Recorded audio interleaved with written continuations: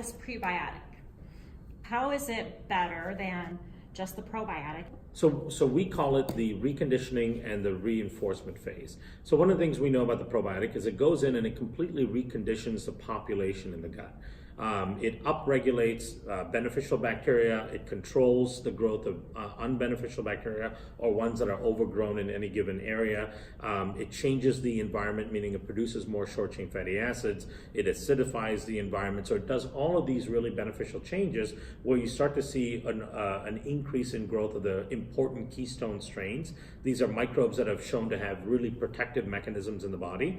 And then it starts increasing their diversity. So it's making all of these favorable changes. But in order to make those changes really robust and more permanent, you do also have to feed those microbes so that they continue to proliferate and do well. Just the spores alone will change them to a certain degree, but then we also have all of these negative influences in our environment, like huge amounts of glyphosate or Roundup that we're exposed to, preservatives in foods, stresses that we go through, chemical contaminants and all of these things, all of the off-gassing and all that from carpets and wall paint. All of our personal care products have synthetic compounds in it that affect the gut. So everything, chlorine and fluoride in our drinking water, everything works against that rebalancing of your microbiome. So here we have the spores doing what they can to rebalance it, and they typically start that process really effectively within the first couple of weeks. But then what we found is that when you bring in food for those new microbes that are specific to those new microbes, we reinforce those changes really dramatically. I'll give you a great example of that we saw. When we add just the spores in, we get about a 38 to 40% increase in short-chain fatty acid production. High short-chain fatty acid production is a mark of a healthy microbiome, right? So we get about 38 to 40%. Then when we bring in the prebiotic, that goes up to 110%. So it's a really symbiotic effect, right? But if you start with the prebiotic, it doesn't necessarily mean you're going to get that increase, because the types of microbes that you need to be upregulated in order to produce all the short-chain fatty acids were triggered by the spores first. So we say recondition the gut with the spores for the first 3 to 4 weeks, and then bring in the prebiotic and reinforce those positive changes. Okay, but are they separate supplements? Yeah, so one is a powder, one's a capsule. Okay. So what we say, like the way I use the prebiotic is I mix it in water, typically 12 to 16 ounces in my own bottle of water, shake it up, and I just drink it throughout the day. It's a mango flavor. It's actually really nice. Oh. Yeah, it's actually quite delicious. In fact, kids like it too, which is really great. It's the only way I can get prebiotics into my kids because they're really picky about everything. So what are some, because I've always heard of prebiotics as being certain foods. So what are those foods? So prebiotic foods are ones that contain high levels of oligosaccharides. So fructooligosaccharides that you find in fruits. For example, the two of the 3 prebiotics that we work with come from kiwi. Oh, kiwi. Oh. Yeah, this comes from green and golden kiwis. Okay. Aren't bananas a prebiotic too? Plantains would be more. Okay. Plantains have resistant starches in them. Oh, so they would act as it. So that's a green unripened banana. Mangoes have a high amount of fiber in it, but we get them from the golden and green kiwis, and then the xylo-oligosaccharide actually comes from the corn cob, which almost nobody eats corn cobs, right. But pigs love corn cobs, of course, because that actually helps their gut quite a bit. But inside of the cob, there's this oligosaccharide that's really important that acts as a prebiotic. And then the other one is a galacto-oligosaccharide, which comes from dairy. So galacto-oligosaccharides are similar to the types of oligosaccharides that mother's milk would have. So dairy cows, their mother's milk contains those same kind of galacto-oligosaccharides. Now, fiber is different than prebiotics. So fiber is general fermentable carbohydrates that bad bacteria can ferment as well as good bacteria. So the problem with fiber is that if you have a dysfunctional gut, meaning your population is off, and you take a bunch of fiber, you could be feeding the bad bacteria as well as you feed the good bacteria. So it's not necessarily going to help you. And in fact, studies show when you up your fiber intake dramatically, you actually get lower utilization of the fiber. Less bacteria can actually utilize it, and you selectively feed certain types of bacteria, and it could be harmful bacteria. So our first prebiotics, when we were born, are all oligosaccharides. Mother's milk contains over 200 different types of oligosaccharides. So oligosaccharides are the quintessential prebiotic for our gut bacteria. So we focus on oligosaccharides. And our ancestors, after nursing, got all of their oligosaccharides from fruits and vegetables that have high levels of oligosaccharides. So if you were eating a lot of these fruits and vegetables, then you could be getting the prebiotics that you need. You could be, the but supplements we don't know. aren't, again, just to cover what you're not getting in your diet, right? And again, a lot of these things to me are so important that you want a specific dose dependency into it, right? We know that the clinical trials on these prebiotics show that 1.2 grams does this. So I like to take 1.2 grams because I know the science shows that it can do that. Yes, I might be able to eat kiwis to get that, but I don't know how many kiwis to eat. Yeah. And I don't know if the kiwi comes from New Zealand or Australia or Mexico. They have different contents to them, right? Not to say that I wouldn't eat kiwis, but of course I do. But if I'm trying to get this therapeutic benefit, I go with the thing that has therapeutic studies.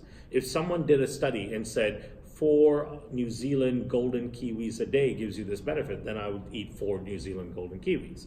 Then right? you might get sick of kiwi too. You might get sick of kiwis. I mean, how often can you do that every day, right? So yes, the food sources are extremely important, and I would say eat a really diverse variety of foods. But for specific therapeutic effects, I always go with the supplemental version because we can measure the dose.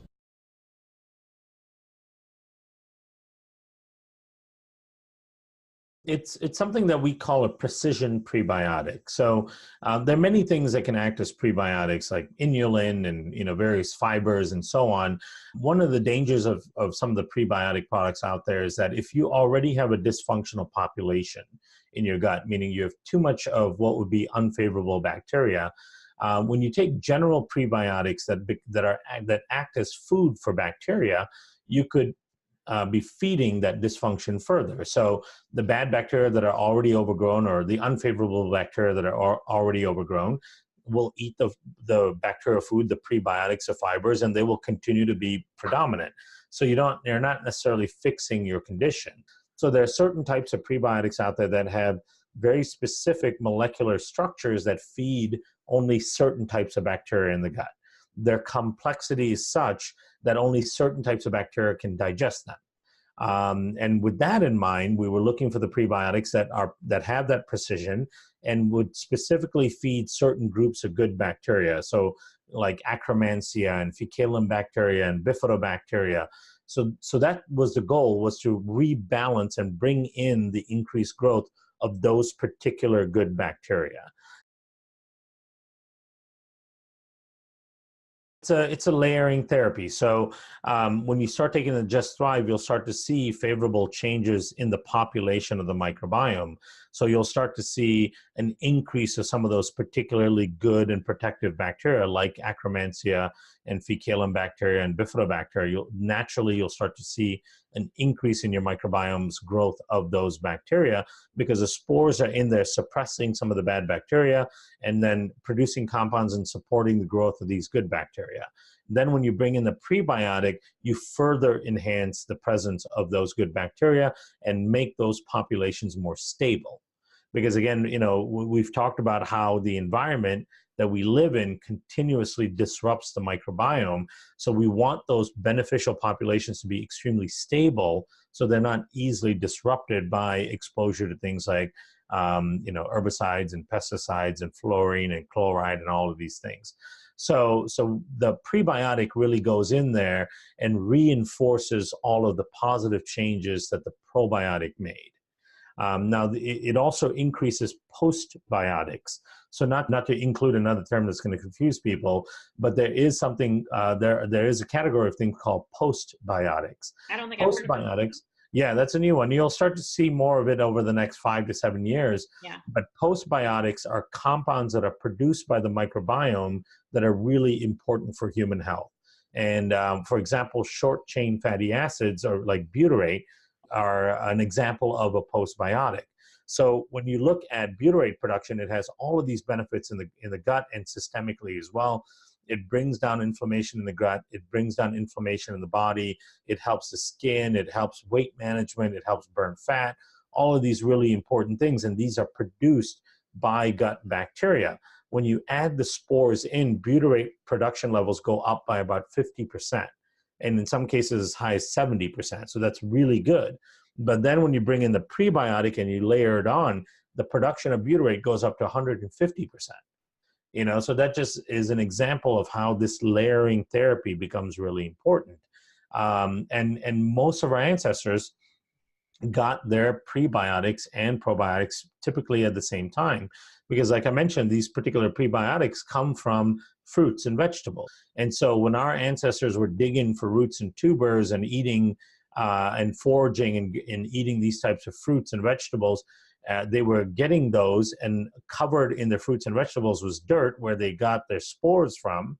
And so there was a lot of combination of getting these prebiotics and the probiotic spores in at the same time. So there's this beautiful symbiotic relationship between the prebiotic and probiotic. So again, just in general, think the prebiotic dramatically enhances all of the beneficial effects of the probiotic.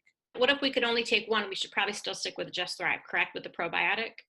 Yeah, if you can only take one, just do that. Now, if you can't afford to take the prebiotic every day, that's another one where you can take it once or twice a week, and it'll still be measurably beneficial than not taking it at all. Thanks, Kiran. Awesome. Thank you, Kelly.